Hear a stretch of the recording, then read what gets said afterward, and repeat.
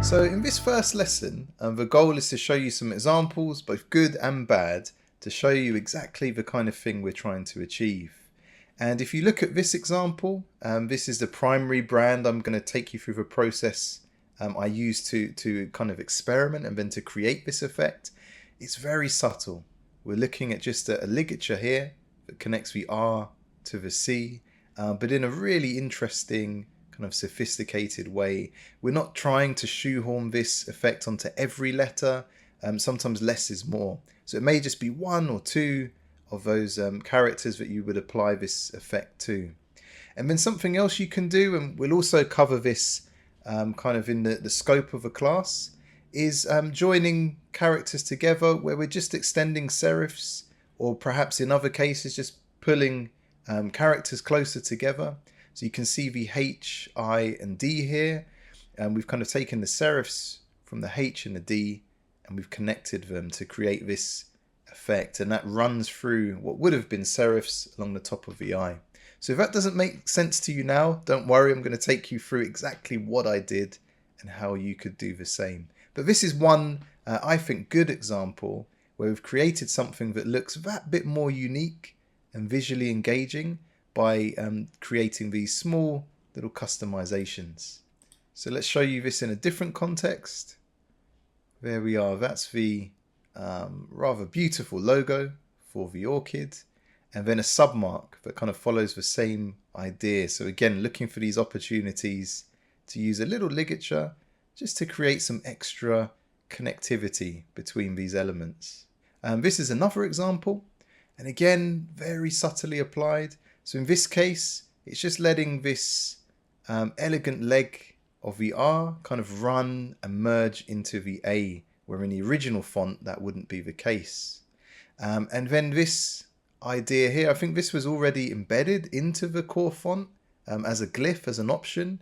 But this I really like. Instead of just your standard LL, we've kind of got a baby L sitting within a larger one. So just these kind of tasteful customizations that mean if someone were to look at your client's logo, it doesn't look like you've just selected a font, adjusted spacing, and that's it. There's kind of an extra bit of flair you're adding. So I think this is really useful for brands at the moment. Here it is again with a slightly different context. This is another one. So I really like this. This time, I'll zoom in a little so you can see better. This time our ligature actually connects two characters. So it joins and intertwines with both the I and the N. So a little bit of customization there. Again, we're going to show you how to do this in later lessons. But this is the kind of subtle, classy effect we're looking to achieve. Here's the same logo in a different context. You can see that works really nicely against that textured background. Here's another example. So again, very subtle. This time we've added a ligature to the C. So of course the original serif C would have ended as the top part of a C does. Here we've played around and we've just got this simple ligature joining it to the O. But for me that adds a real touch of class. And you can see the results again here, really stunning. In this case, maybe I could afford to look to make just one more customization. But as it happens, you know, this works very nicely.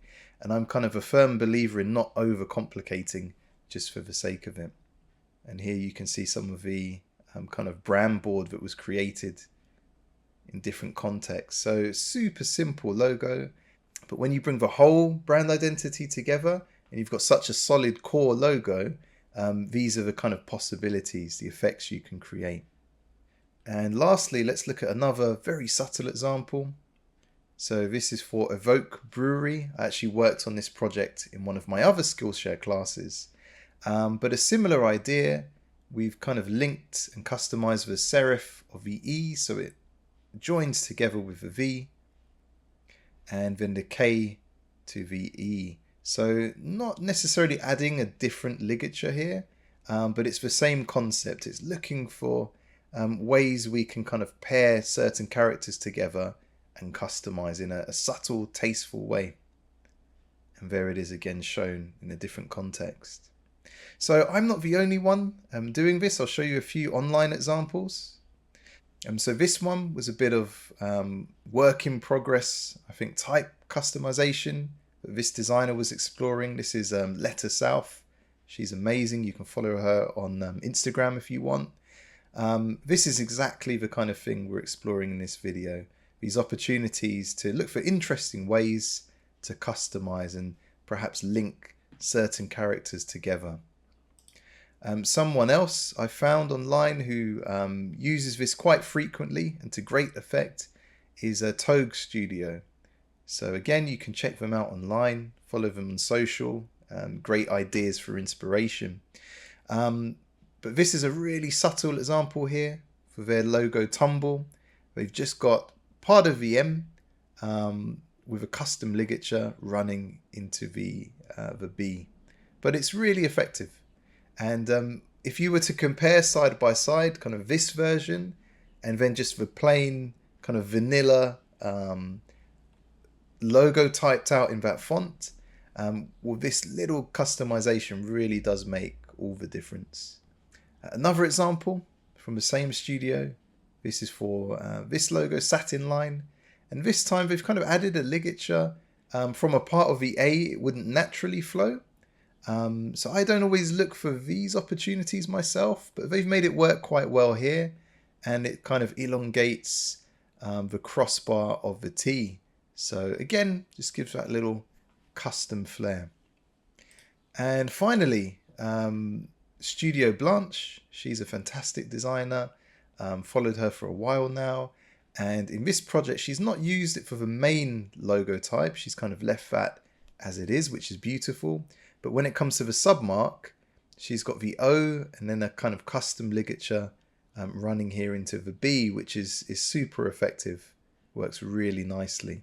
And you can see how well these simple kind of logo foundations work as you build the branding out around them.